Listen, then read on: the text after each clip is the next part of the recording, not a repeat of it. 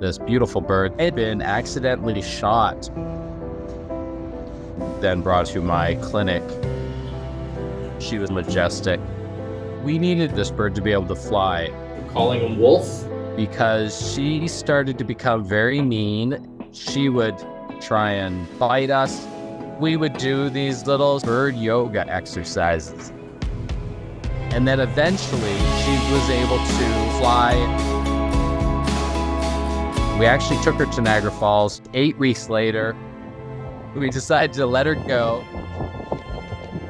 And she first just flew and sat on the frozen river, stretched her wings, flew up into the air, and then off, disappeared into nature. And we never saw her again.